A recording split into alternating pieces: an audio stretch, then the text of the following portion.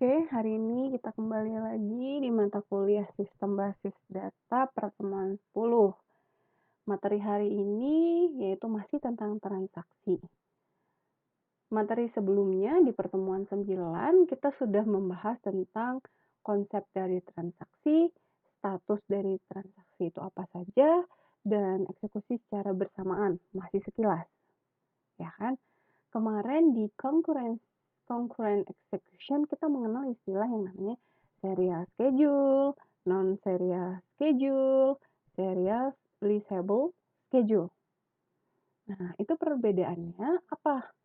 Yang perlu kalian garis bawahi, serial schedule dengan serializable schedule itu dua hal yang berbeda. Ya kan? Kalau serial schedule itu adalah jika kita mempunyai beberapa transaksi, artinya kalau serial schedule itu kita selesaikan dulu transaksi yang pertama, baru transaksi kedua selesai, baru kemudian transaksi ketiga.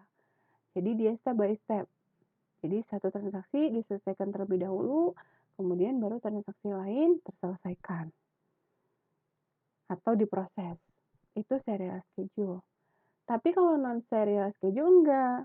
Jadi ada dua transaksi, dia mengakses dua tabel yang bersamaan atau secara bersamaan. Non-serial schedule itu adalah dua transaksi mengakses proses secara bersamaan. Nah, kalau serializable schedule adalah si non-serial schedule ini, kita punya non-serial schedule nih, dia equivalent terhadap serial schedule. Maksudnya equivalent ada parameter akhirnya itu menghasilkan sesuatu yang equivalent atau yang sama. Maka kita bisa menyatakan non-serial schedule ini sebagai serializable schedule. Ya, itu yang perlu kalian garis bawahi perbedaan antara serializable schedule dengan serial schedule. Seperti itu. Nah, untuk pertemuan kali ini di pertemuan ke-10, outline yang akan kita bahas apa? Tentang serializability, recoverability, dan pendefinisian transaksi pada SQL itu seperti apa. Ya kan? Nah, serializability itu apa? Jadi kita asumsi dasarnya adalah basic assumption-nya adalah kan kita pengennya database yang kita punya itu bernilai yang konsisten. Nilainya konsisten. Tapi kan kalau serial schedule pasti serial schedule pasti dia database itu menjadi bernilai konsisten. Tapi kekurangannya kemarin kan ada dua. Utilitas dari prosesornya tidak termanfaatkan, respon tunggunya semakin tinggi. Jadi semakin lama kita nunggu satu transaksi dengan transaksi yang lain dieksekusi. Nah, makanya kita harus menerapkan serializability di sini. Jadi kita pengen nyari schedule yang serializable. Jadi kalau schedule yang serializable itu tadi apa? Dia non-serial schedule, tapi dia equivalent terhadap serial schedule. Nah, apa yang perlu kita pelajari, apa yang perlu kita tahu bahwa kita harus tahu ini, konflik serializability dan view serializability. Nah, apa itu konflik serializability dan view serializability? Nah, ini form schedule ya. Schedule serializable yang equivalent terhadap serial schedule. Pertama, yang perlu kita perhatikan bahwa simple transaksi itu cuma punya ada read dan write-nya aja. Dia operasi itu yang diperhatikan dan kemudian dia hanya terjadi pada local buffer-nya saja. Itu yang perlu kita garis bawahi dulu terlebih dahulu. Nah, ini sekarang kita masuk ke konflik serializable. Kita pengen tahu konflik sebuah schedule itu, konflik serializable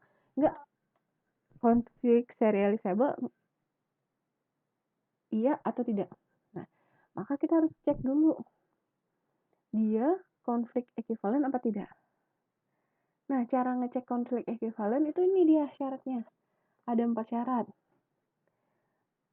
Sebuah schedule itu konflik ekuivalen apa tidak. Pertama kita lihat dulu, kalau misalnya ada 2 transaksi, pada schedule itu ada 2 transaksi nih, terus kemudian, transaksi satu membaca di waktu yang bersamaan, transaksi satu membaca tabel Q, transaksi 2 juga membaca tabel Q, maka itu dikatakan tidak konflik. Tidak ada perubahan, nilai di situ, nilai dari tabel tersebut, ini cuma sama-sama membaca. Tapi konflik itu adalah di kondisi kedua, 3, dan 4. Jadi kalau misalnya satu baca read, yang satu tabel satu membaca tabel Q, yang satu menulis tabel Q, maka itu konflik. Atau sebaliknya, yang satu menulis tabel Q, yang satu lagi membaca tabel Q, maka itu juga konflik. Dan yang syarat terakhir itu adalah sama-sama menulis, itu terjadi konflik. Nah, ini yang perlu kalian pahami terlebih dahulu. Kapan suatu transaksi atau instruksi, 2 instruksi itu terjadi konflik atau tidak? Ini, kalau salah satunya melakukan read, satunya melakukan write, atau dua-duanya write. Tapi kalau dia read sama read tidak terjadi konflik. Kalau tidak terjadi konflik tadi tidak ada perubahan di situ, tidak ada perubahan nilai di situ. Tapi kalau terjadi konflik kita harus melakukan pengaturan. Pengaturan temporal order itu adalah pengaturan berdasarkan mana yang dulu dilakukan, baru yang ini yang melakukan. Jadi ada keterlibatan waktu di situ. Seperti itu ya. Nah, itu tadi. Jadi, kalau kita pengen tahu sebuah schedule itu konflik serializable atau tidak, kita cek dulu dia konflik ekuivalen apa tidak. Nah, kalau dia konflik ekuivalen, itu syaratnya tadi ada 4 tadi. Ya.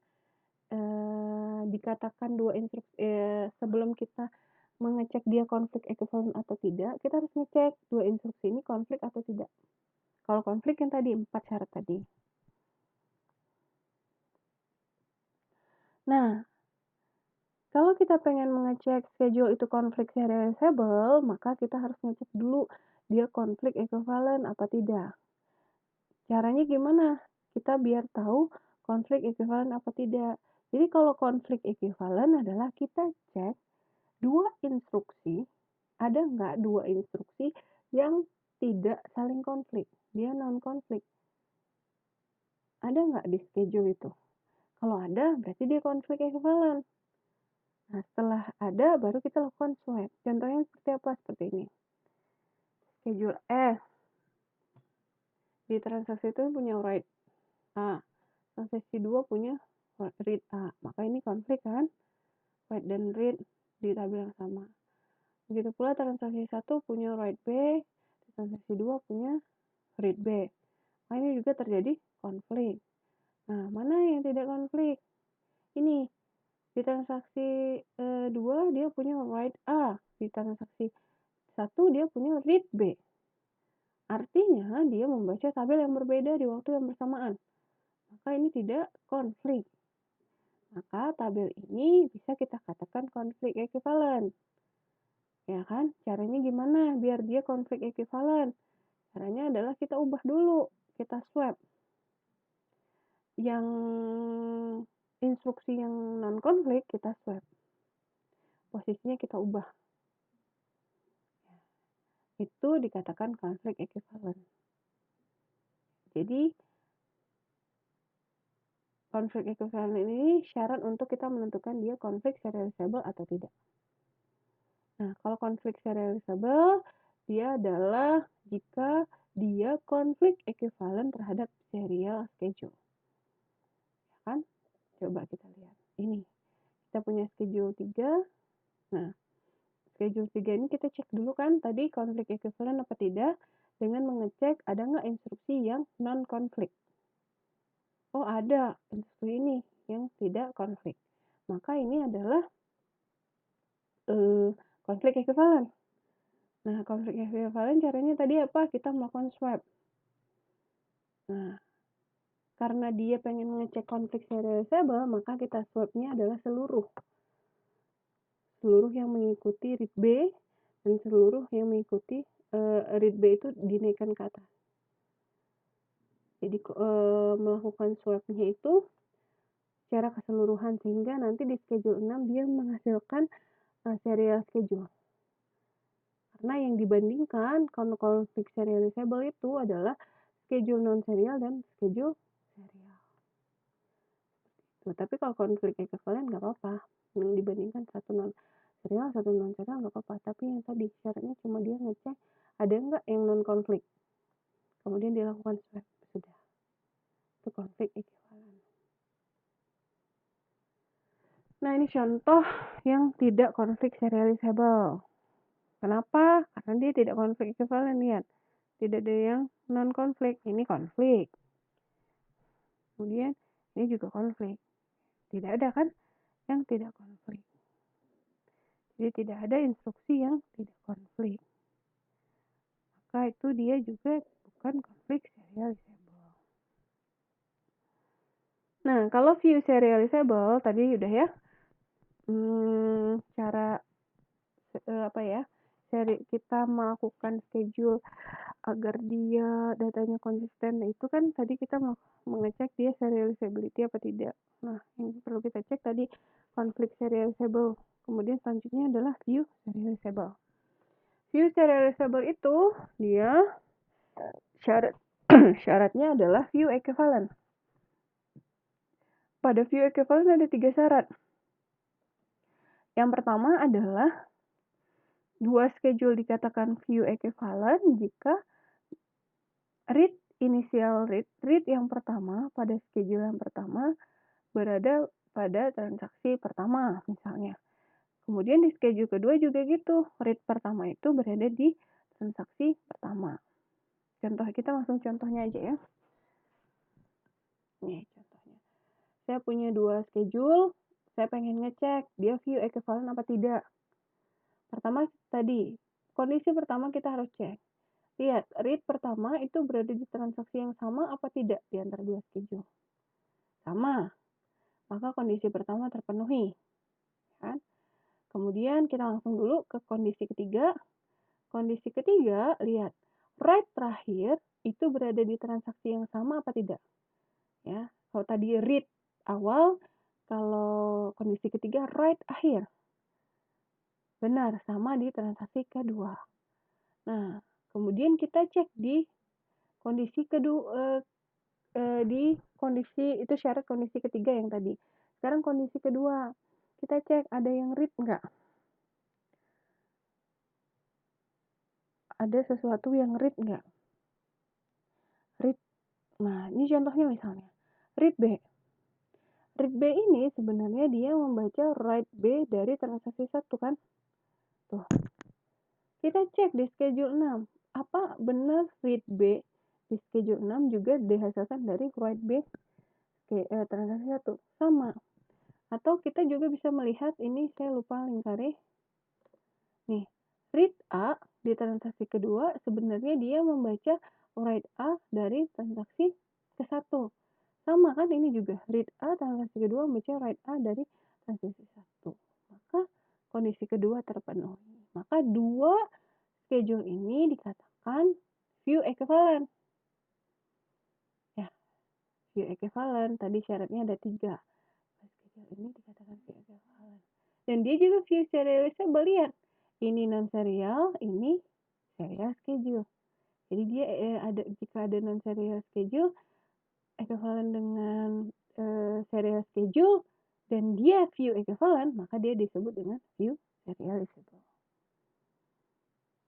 Ya kan? Sebuah schedule itu dikatakan view serializable jika dia view equivalent terhadap serial schedule. Nah, kalau setiap schedule itu konflik serializable, dia pasti view serializable. Tapi tidak sebaliknya. Kalau dia view serializable, belum tentu dia konflik serializable. Contohnya apa ini? Kita punya schedule ini. Ya kan? Nah, schedule ini tidak ada instruksi yang konflik. Tidak ada instruksi yang tidak konflik. Lihat. Read key di T27 konflik dengan T28. Write key di T28 konflik dengan T27. Write key di T29 juga konflik dengan di T29. Maka nggak ada nih no conflicting instruction. Ya, maka dia tidak konflik ekuivalen. Kalau dia tidak konflik ekuivalen, maka dia tidak konflik serializable. Tapi ada nggak serial schedule yang ekuivalen terhadap schedule ini? Ada. Ini contohnya ya. Tadi kita pengen cek dia view serializable kan, dia bilang dia view serializable tapi bukan konflik serializable. Maka kita harus cek dulu kan view equivalent apa tidak. View equivalent apa tadi? Kondisi pertama, initial rate-nya sama-sama pada transaksi yang sama. Kondisi kedua, kondisi ketiga, right finalnya itu berada pada transaksi yang sama. Kondisi kedua nggak ada ya nggak masalah, maka dua tabel ini disebut dengan view serializable tapi tidak konflik serializable. Istilah itu disebut dengan blind write. Nah ini contoh serializability. Ini adalah non-serial schedule. Coba kalian bikin serial schedule-nya seperti apa. Cek dia konflik equivalent apa view equivalent. Nah ini seperti itu. Cek dulu dia konflik equivalent apa tidak. Ingat kalau dia tidak konflik equivalent, belum tentu dia tidak view equivalent. Jadi, tapi kalau dia view equivalent, udah pasti dia konflik equivalent ya. Jadi cek dulu ini. Silahkan dikerjakan contohnya. Nah, seperti itu. Nah, selanjutnya kita akan membahas tentang schedule yang dapat dipulihkan kembali atau recoverable schedule. Jadi ada schedule yang dapat dipulihkan, ada schedule yang tidak dapat dipulihkan. Ya kan? Nah, schedule yang dapat dipulihkan itu, kalau ini contohnya adalah schedule yang tidak dapat dipulihkan. Kenapa tidak dapat dipulihkan? Karena tadi, lihat, di transaksi 9, ya kan? Dia membaca tabel A itu setelah ketika ada proses write A pada transaksi 8. Ya kan? Jadi, kalau misalnya terjadi crash pada transaksi 8, maka transaksi 9 ini tidak bisa di-recover, tidak bisa dipulihkan kembali. Maka bisa terjadi inkonsistensi kayak contoh pertemuan kemarin. Ya kan? Seperti itu. Masalah selanjutnya adalah cascading rollback. Cascading rollback itu adalah misalnya gini, si transaksi 11 itu membaca write dari transaksi 10. Transaksi 12 juga membaca write dari transaksi 11. Jadi kalau transaksi 10 abort, gagal nih, terjadi abort di sini, maka ini harus di rollback kan? Harusnya ini di rollback. Seperti itu akan terjadi rollback. A single transaction failure lead to a series transaction rollback. Jadi kalau ini ada gagal, maka ini akan terjadi rollback. Gimana biar tidak terjadi cascading? Jadi rollbacknya itu konsisten, jadi datanya konsisten. Kalau ini bisa aja dia nanti nggak ke rollback karena kan belum ke commit. Nah caranya adalah solusinya adalah pakai cascadeless schedule. Setiap transaksi itu lakukan commit. Setelah dia melakukan write sesuatu, maka lakukan commit. Sehingga ketika terjadi rollback, itu adalah rollback yang sudah di-commit. Ya. Seperti itu. Nah, kalau cascadeless schedule itu pasti dia bisa dipulihkan kembali. Nah, ini silahkan dibaca secara mendalam tentang konkurensi kontrol. Artinya maksud dari konkurensi kontrol itu pastinya adalah bagaimana kita mengontrol protokol atau pengontrolan secara transaksi secara bersamaan itu biar datanya itu konsisten. Ya kan? Nah, caranya lebih baik itu kita dengan memastikan dia serializability atau tidak. Tadi serializability berarti dia harus kita pastikan konflik atau view serializable. Pasti dia harus bisa recoverable. Kalau recoverable pakai aja cascadeless rollback, artinya setiap transaksi yang setelah di write selalu dilakukan commit. Seperti itu. Nah, ini konkurensi kontrol. Ini lanjutannya ya. Schedule itu haruslah konflik atau view serializable dapat dipulihkan kembali biar datanya itu konsisten. Kemudian sebenarnya konkurensi kontrol itu dia adalah bagaimana kita bisa bukan memilih, mengatur kita pengen akurasi yang tinggi atau performansi yang tinggi gitu. Nah, ini contoh dari level konsistensi yang lemah. Jadi dia lebih mementingkan akurasinya dibandingkan performansi ya. Kalau mementingkan akurasi dari performansi ya semua dilakukan secara serial aja. Transaksi selesaikan dulu, yang lain nunggu, transaksi lain nunggu, nanti selesai baru. Tapi kan performansinya jadi jelek. Nah, ini level dari konsistensi. Level konsistensi pada SQL itu ada 2, serializable, repeatable read commit, dan read uncommit.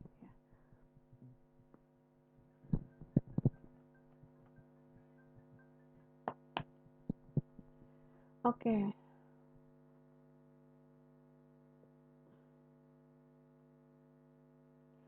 Kalau level of consistency itu ya pasti kalau dia menggunakan serial schedule, level konsistensinya tinggi tapi performasinya rendah kan. Kita harus melihat ini bagaimana informasi itu dikumpulkan di database itu secara dia menghasilkan data yang konsisten. Jadi ada beberapa database system dia do not ensure serializable by default. Jadi defaultnya itu nggak ngecek serializable, harus diatur secara manual. Nah, ini definisi transaksi pada SQL. Kemarin kita tahu kalau misalnya di awal dari transaksi itu biasanya implisit, tidak eksplisit, tidak ada sintaks di situ. Tapi kalau end dari transaksi itu pasti ada yang commit atau rollback. Nah, ini contoh sintaks-sintaksnya. Kalau commit di JDBC itu seperti apa? Jadi auto commit, jadi setiap kita melakukan DML, data manipulation language, dia itu auto commit. Kita mau set auto commitnya false atau true.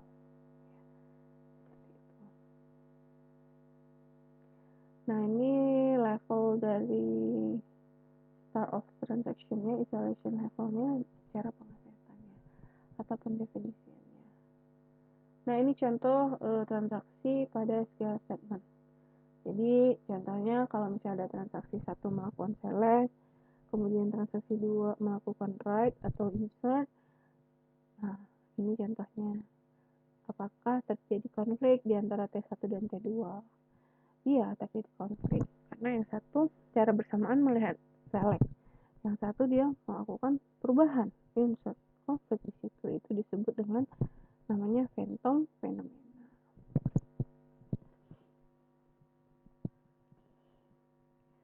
Nah, sudah selesai materi untuk pertemuan 10. Exercise ini tidak wajib, tidak harus dikumpulkan, tapi lebih baik dikerjakan. Biar kalian paham, kalian sudah ngerti belum konflik serializable dengan view serializable. Jadi ada 2 schedule 1 dan schedule 2. Dicek nih, schedule 1 ini konflik serializable enggak? Schedule 2 ini view serializable enggak? Ya, kalau misalnya dia iya konflik, tampilkan serial schedule-nya yang mana. Ya, ini juga schedule 2 gitu. Cek dia konflik serializable enggak, view serializable enggak. Kalau iya, bikin serial schedule-nya. Kalau enggak ya, bikin serial schedule-nya. Oke. Jika ada pertanyaan yang masih bingung materi tentang hari ini, silahkan komen di forum diskusi. Nanti akan kita bahas bersama-sama. Dan jika ada yang ingin menanggapi pertanyaan dari temannya, boleh ditanggapi di forum diskusi. Oke, referensinya seperti biasa di buku Silberschatz dan saya akan mengupload slide dan link YouTube-nya, silahkan kalian mendengarkan link YouTube. Kalau misalnya kalian sudah paham dengan membaca slide, nggak masalah. Ya.